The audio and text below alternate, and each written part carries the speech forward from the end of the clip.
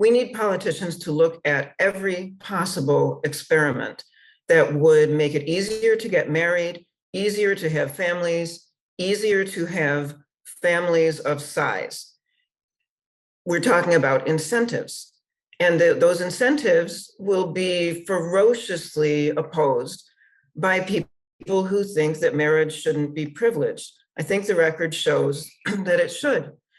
That's one kind of answer. Another kind of answer is to go after some of the things that we know are bad for family formation.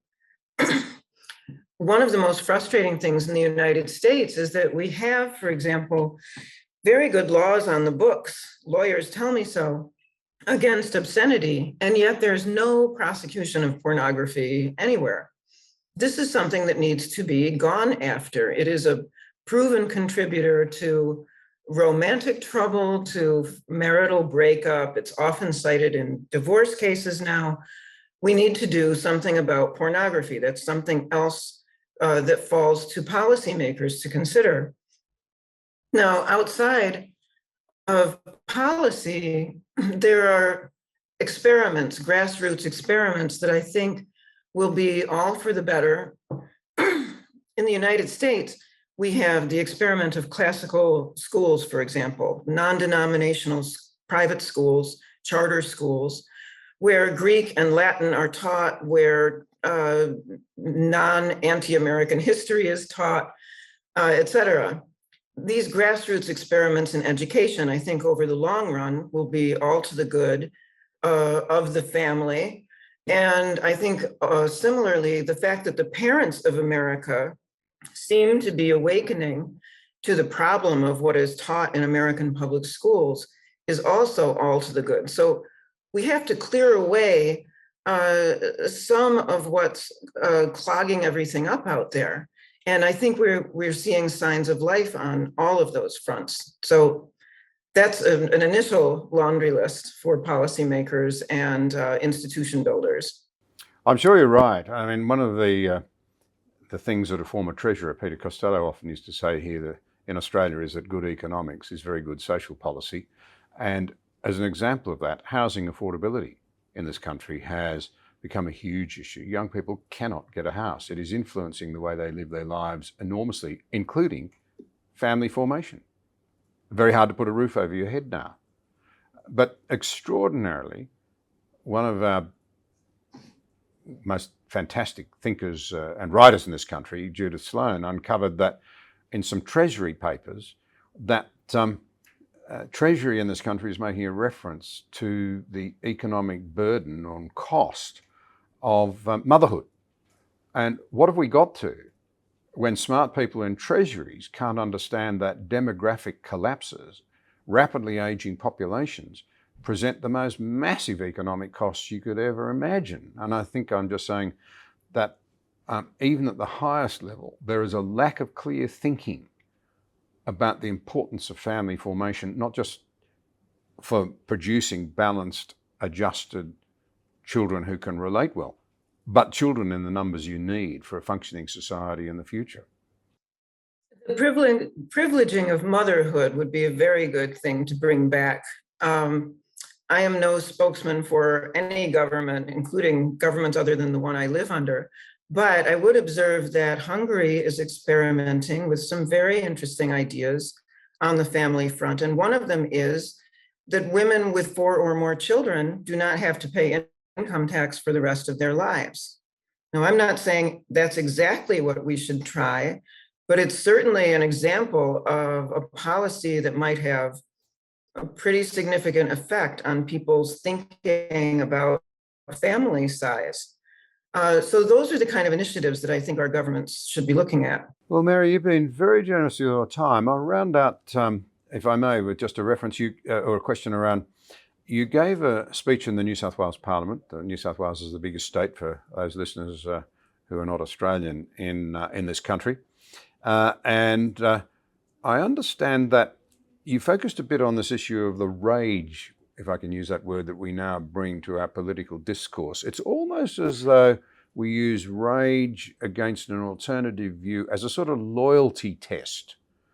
And it strikes me that one side of politics is, and I'm using my left hand here, is a little inclined to use the what might be called the sort of tyranny of righteous intimidation to get others to agree, and if you don't agree, well, your loyalty's not there, so you're attacked.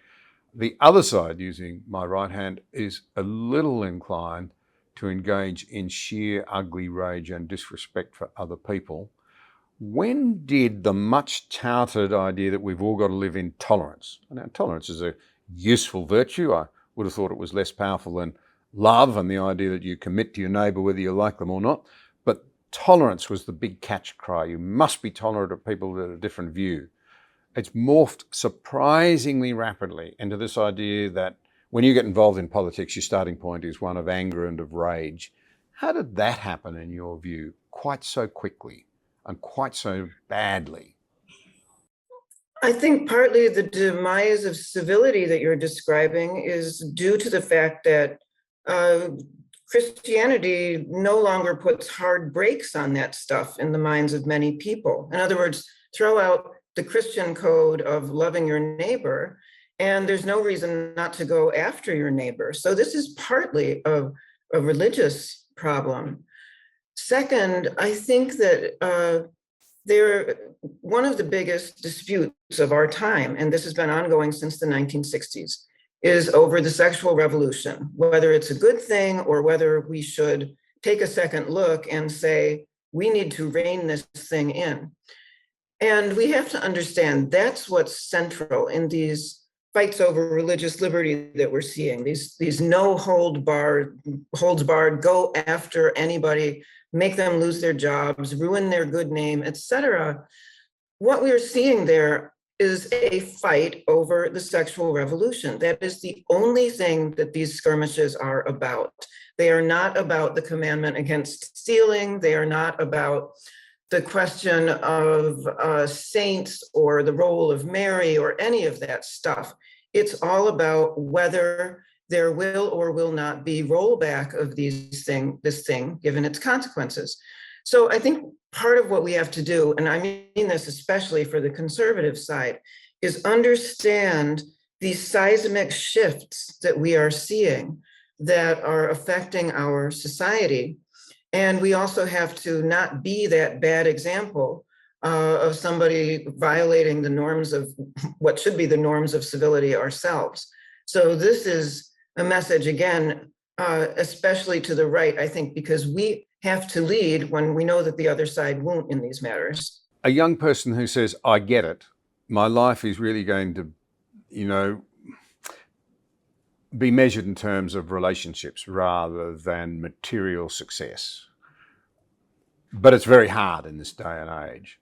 Any advice for those young people who want to break the mold, who don't want to get caught in this deep vortex of the breaking of everything from romance through to meaningful relationships later in life and the whole continuum of shattered relationships that now so blights Western societies? Several simple things. Put down your phone. Don't look at pornography. Join something and try church. Try places where you'll find real live community and a community of people who might have your back in a way that identity politics online and connections online never could. They sound simple, but again, young people don't hear positive remedies to the situation that many of them are trapped in. And I think those suggestions might be a good start.